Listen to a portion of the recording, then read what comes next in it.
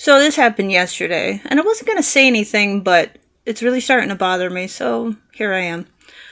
I went to the store, and now I park in a handicap space because I have a handicap tag for obvious reasons. Now, I don't have the little placard thing that goes on the rearview mirror because that's in my partner's car. My tag is on the back of my car because my doctor gave it to me because my handicap is permanent because I'm disabled for life, not temporary. It's not, I might get better. I'm not going to ever get better because it's a genetic thing, but I digress. Yesterday, I go into the store, I shop, I come out of the store, I put my groceries in the back of my car, I get in my car, I get ready to leave, I start fiddling with my phone, and as I'm messing with my phone, there is a knock on my car. Not my window, but my car. And this old woman has knocked on my car with her cane. And I'm like, and I roll down my window. I still have my mask on my face because I'm weird. And I look at this woman and I say, "Can I help you, ma'am?"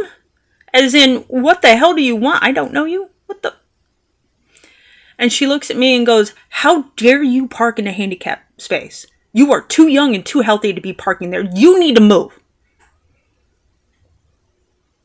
So first of all, I don't know who you are. You don't know who I am. You don't know if I'm healthy or not.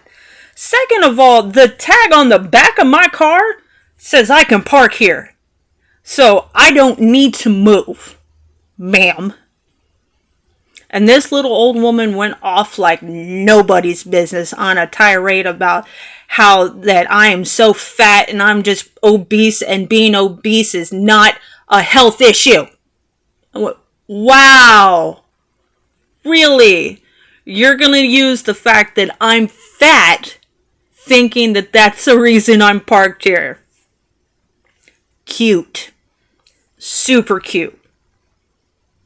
So I listened as she ranted and raved about how she's old and disabled and she has no help to get her groceries in her car. Now let me remind you, as I said in the start of this, that she was parked one space away from me at the front of the parking lot. So you're talking 7 more steps.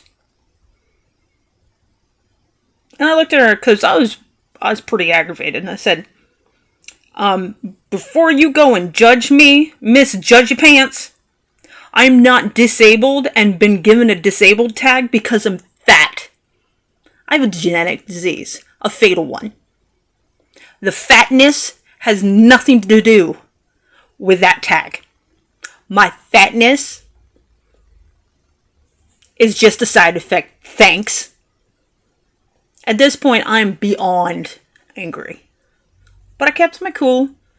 I wouldn't want to, be charged with hurting this tiny little old lady. And she just was yelling and screaming. I said, second of all, I'm not going to move this car.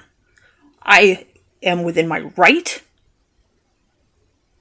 to park this car in this spot. It's probably not even in your name. This isn't your car. I said, actually it is.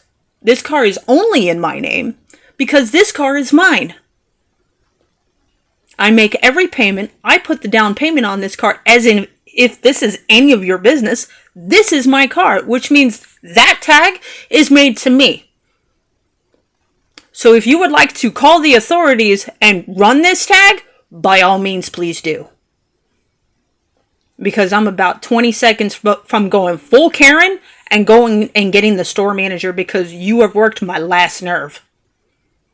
And she just made faces. I'm like, is there anything else you would like to say to me, ma'am? She goes, well, I just don't appreciate this. I said, you should have shown up 15 minutes earlier and you probably could have had this spot.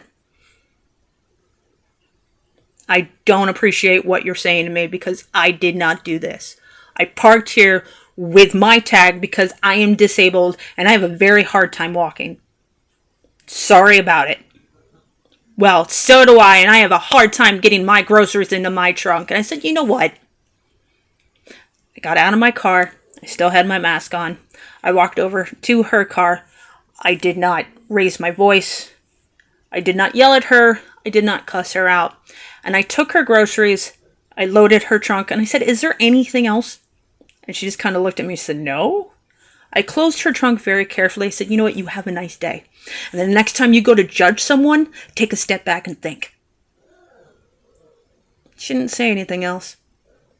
I left.